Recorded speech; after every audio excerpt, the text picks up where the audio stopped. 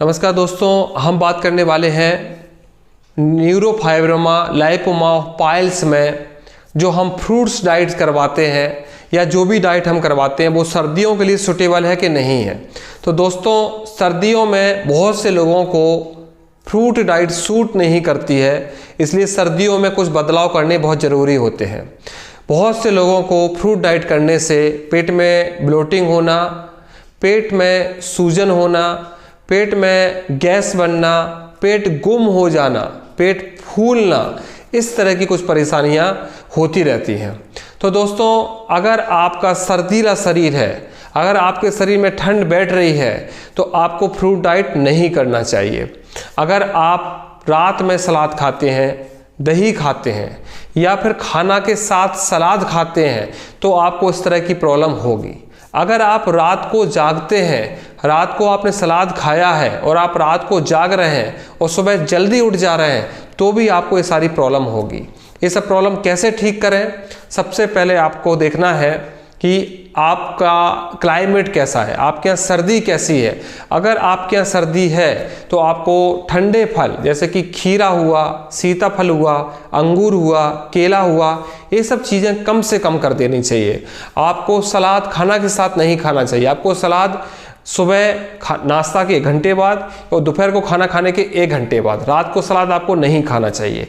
अगर आपका पेट में दिक्कत हो रही है तो आपको दवा तुरंत बंद कर देनी चाहिए, मुझे बताना चाहिए, 1 हफ्ते का गैप करना चाहिए, तब उसके बाद आप दवा शुरू कर सकते हैं। गर्म पानी आपको पीना चाहिए, गुनगुना पानी आप पी सकते हैं। इसमें गुनगुने पानी रेगुलर भी पी सकते हैं, बहुत ज़्यादा गर्म ना पिएं क्योंकि बहुत ज़्यादा गर्म नुकसान करता है। फल सलाद में आप एप्पल खा सकते हैं, गाजर खा सकते हैं। ये 2 फलों से आप सर्दियों भर काम चला सकते हैं। सर्दी खत्म होने के बाद आप दूसरे फल भी स्टार्ट कर सकते हैं।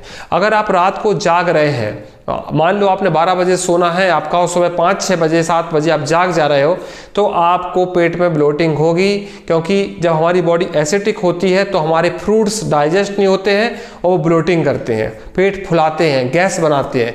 इसलिए अगर आप फल खाना चाहते हैं तो आपकी नींद पूरी होना चाहिए और फल को दोपहर को ही खाना है, खाना खाने के साथ नहीं खाना है, खाना खाने के पहले भी नहीं खाना है, खाना खाने के 1 घंटे बाद खाना है। जब सर्दियाँ खत्म हो जाएंगी तब आप पहले की तरह जो मैंने आपको रूटीन बताया है, सलाद खाने के तरीके बताए हैं, दही खाने के तरीके बताए हैं, वो आप कर सकते हैं।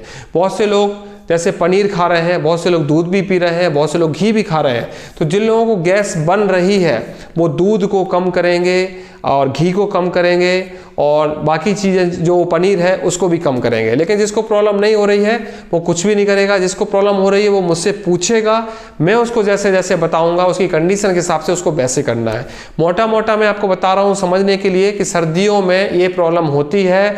बहुत से लोगों का सर्दीला शरीर होता है या बहुत से लोगों के यहाँ क्लाइमेट ठंडा हो जाता है, बहुत से लोगों के शरीर में ठंड बैठती है जिसके कारण से उनको ब्लोटिंग होना, पेट फूलना, गैस बनना, पेट गुम हो जाना, उल्टी महसूस होना, ये सारी चीज़ें होती हैं। ऐसे में आपको खाना हल्का खाना चाहिए, दवा नहीं लेनी चाहिए, रात को फल सलाद नहीं खाना चाहिए, खाना खाने के साथ फल सलाद नहीं खाना चाहिए, नींद पूरी करना चाहिए, शरीर को सर्दी से बचाना चाहिए, सुबह वर्कआउट नहीं करना चाहिए, शाम को वर्कआउट करना चाहिए।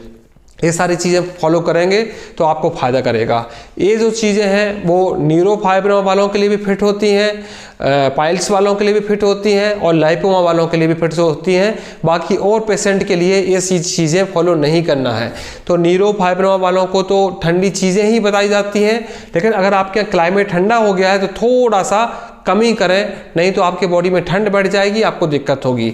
पाइल्स वालों के साथ भी ऐसा है, अगर आपके यहाँ क्लाइमेट अच्छा है तो आप जैसा बताया गया है वैसा लेते रहें, मुझसे पूछ के चेंज करें। और अगर ठंडी बढ़ गई है तो थोड़े से फल सलाद कम करें ताकि आपके बॉडी में ठंड ना बैठे और आपका पेट भी अच्छी तरह से साफ होता रहे और आपके बॉडी में पेट में ठंड ना बैठे, ताकि आप अच्छी तरह से डाइट कर पाएँ और अपने पाइल्स को जल्दी से ठीक कर पाएँ।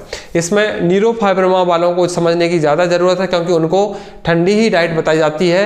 लाइपोमा वालों के लिए कोई दिक्कत नहीं है। जैसे न्यूरोफाइब्रोमा वालों को धूप में सेकना मना करता हूँ, आग में सेकाई करना मना करता हूँ, और तापते हैं जो धूप में आग में हीटर से, वो मना करता हूँ। लाइपोमा वाले ताप भी सकते हैं, सेकाई भी कर सकते हैं, धूप में भी बैठ सकते हैं, गर्म पानी भी पी सकते हैं। न्यूरोफाइब्रोमा वालों को गर्म पानी नहीं पीना है, धूप में नहीं सेकाई करनी है, आग के सामने सेकाई नहीं करनी है, उनको अपने घर में बैठ के ही शरीर का तापमान मेंटेन करना है। तो ये सब चीज़ों को फॉलो करें और फायदा उठाएं। थैंक यू दोस्तों।